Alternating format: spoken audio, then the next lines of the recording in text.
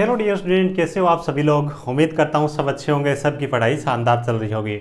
प्यारे बच्चों, रेलवे की तरफ से एक बड़ी अपडेट आ रही है। नया रूल आ रहा है, चाहे कोई सी भी भर्ती हो, चाहे ग्रुप डी की भर्ती हो, जेई की भर्ती हो, टेक्नीशियन की भर्ती हो, एएलपी या फिर अपने एसआई कांस्टेबल वाली वैकेंसी हो या फिर एनटीपीसी की भर्ती हो, है ना। मल्टीपल जो एप्लीकेशन फॉर्म है उनको लेकर के, है ना। मल्टीपल एप्लीकेशन फॉर्म का मेरा मतलब वो नहीं है कि भी एक ही पोस्ट के लिए 2 बार आवेदन करना गलत है, वो चीज़ नहीं है। मल्टीपल एप्लीकेशन फॉर्म का मतलब यहाँ पे मेरा है कि कोई भी, जैसे कि आपका टेक्नीशियन में फॉर्म भरा है, एएलपी में फॉर्म भर रहे हो, फिर भी आपके लिए एक नया रूल है ना। या फिर आपने टेक्नीशियन में फॉर्म भरा है, जेई के लिए फॉर्म भरा है, या फिर आपने जेई के लिए फॉर्म भरा है, अभी एनटीपीसी के लिए फॉर्म भरने वाले हो, तो भी आपके लिए एक नया रूल है, उसको आपको समझना पड़ेगा। और उस चीज को बिना समझे अगर कोई बच्चा फॉर्म भरता है और वो अगर फॉल्ट मिलता है ना, भी सावधानी रखनी जरूरी है। और बहुत सारे बच्चे ऐसे होंगे जो कि ऐसा करते हैं, तो बाद में आपको बहुत ज्यादा दिक्कत हो सकती है। मतलब कंप्लीटली इलीगल है वो चीज, है ना।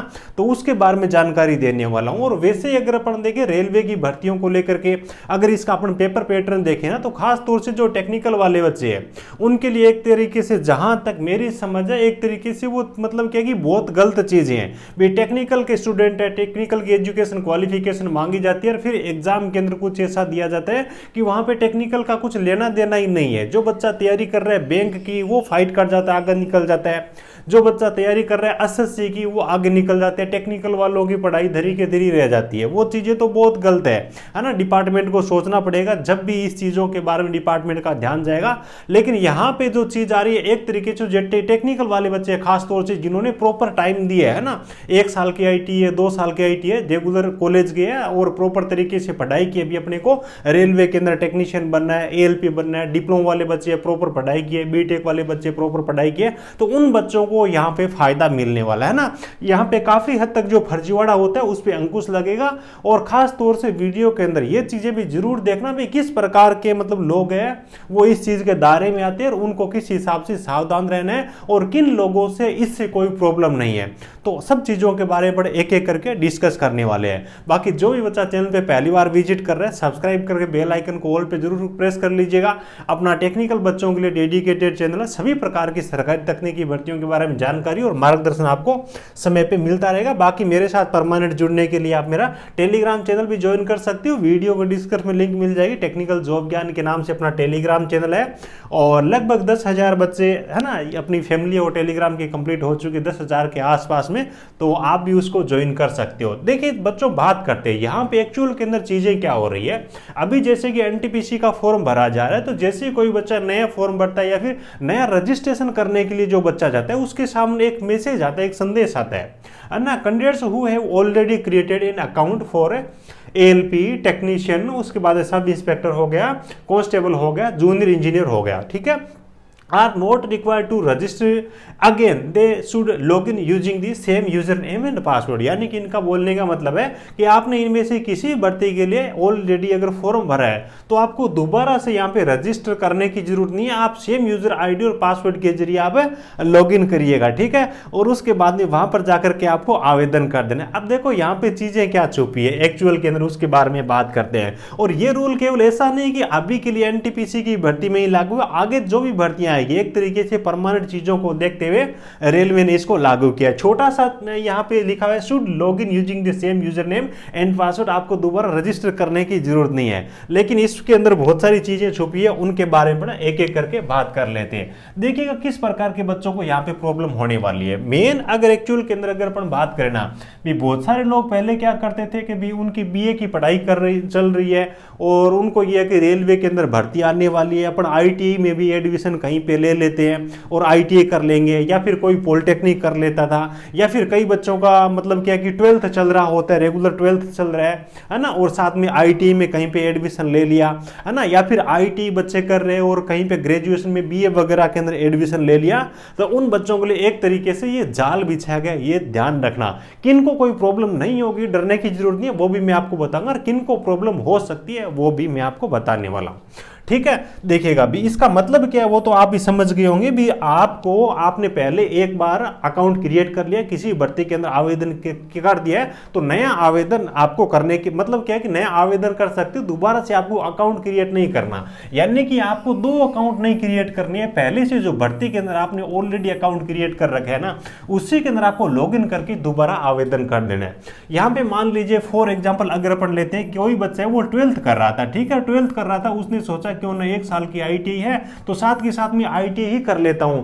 यहां पे ये बच्चा जो एनटीपीसी की वैकेंसी है 12th बेस से, और पहले जो वैकेंसी अपनी टेक्नीशियन की वैकेंसी थी, एलपी की वैकेंसी थी, पहले बच्चा ऑलरेडी आवेदन कर चुका है, और सेम मतलब क्या है कि रजिस्ट्रेशन नंबर सेम अकाउंट में जाकर के वो बच्चा एनटीपीसी में 12th बेस से अप्लाई कर रहा है, या फिर वो बच्चा वो बीए बेस से अप्लाई कर रहा है, तो इन बच्चों को वहां पे 100% दिक्कत होने वाली है। ठीक है। अब किन बच्चों को दिक्कत होगी, मेनली वो चीज ध्यान रखना भी, जैसे कि फॉर एग्जांपल जिन बच्चों ने 12th रेगुलर कर रखी है, ठीक है, और साथ के साथ में उन बच्चों ने कहीं पे पैसों का लेन देन करके डायरेक्ट एग्जाम में बैठ के आईटीआई के, क्योंकि आईटीआई रेगुलर कोर्स है, तो दोनों चीजें आपकी रेगुलर नहीं हो सकती। अगर आपने वहीं पे एक अकाउंट के अंदर जाकर के दोनों से आपने आवेदन कर दिया तो 100% आपकी चीजें वो फर्जी है, आपके 420 के अंतर्गत आने वाले हो। इसी हिसाब से आपकी बीए की बात कर ले भी, किसी बच्चे ने बीए कर रखी है, एनटीपीसी के लिए आवेदन कर रहा है, और कहीं पे उसने सोचा 1 साल का आईटीआई का कोर्स है या फिर 2 साल का आईटीआई का कोर्स है, अपन कर लेंगे, है ना। और बहुत साल पहले अगर अपन बात करें 6-7-8 साल पहले, तो मतलब क्या है कि डायरेक्ट एग्जाम में बैठने से कई सारी यूनिवर्सिटी थी जहां से हो जाती थी आईटीआई वगैरह की डिग्री। इसी हिसाब से अगर अपन बात करें, किसी ने बी पॉलिटेक्निक की डिग्री कर डिप्लोमा कर रखा है, या फिर बीटेक के साथ में किसी ने कोई गड़बड़ कर रखी है, तो इस प्रकार के बच्चों को सावधान रहने की जरूरत है।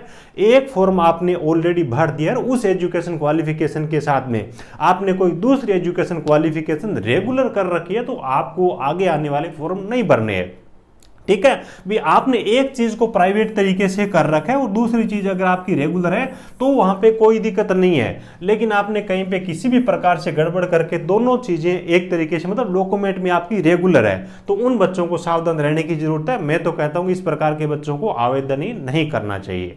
अब किन बच्चों को डरने की जरूरत नहीं है, फॉर एग्जांपल 12th आप कर रहे थे भी, आपने प्राइवेट तरीके से आपकी चल रही थी, आईटी आपकी 10th बेस पे होती है, आईटी में आपने रेगुलर एडमिशन ले रखा है, दोनों चीजें आपके पास में, तो दोनों में आवेदन करो, कोई दिक्कत नहीं है। फॉर एग्जांपल अगर अपन बात करें बीए वाले केस के बारे में बात करें, या और साथ में आपने कोई भी पोस्ट के लिए दूसरा आवेदन करना है, या फिर टेक्निकल क्वालिफिकेशन आपने मान लीजिए पॉलिटेक्निक की है साथ में, या फिर आपने आईटीआई की है, इनके साथ में बीए का कोर्स कर रखा है, वो भी आपने नॉन कॉलेज प्राइवेट कर रखा है, तो आपको कोई यहाँ पे दिक्कत होने वाली नहीं है। ठीक है, लेकिन खास तौर से उन बच्चों को सावधान रहना है जिनके दोनों कोर्स रेगुलर है, उन बच्चों को यहाँ पे नई भर्ती के अंदर आवेदन नहीं करना है, एनटीपीसी में भी आवेदन नहीं करना है, और आगे आने वाली जो फॉर एग्जांपल ग्रुप डी की भर्ती आने वाली, तो उन बच्चों को आवेदन नहीं करना। देखो, फर्जी डॉक्यूमेंट से आवेदन करना और नौकरी हासिल करने से अच्छा है कि अपने फर्जी डॉक्यूमेंट को फाड़ के ही फेंक दो। आजकल इस प्रकार का टाइम चल रहा है कि आपको रेगुलर आपको टेंशन रहेगी, कभी भी जॉब से निकाला जा सकता है।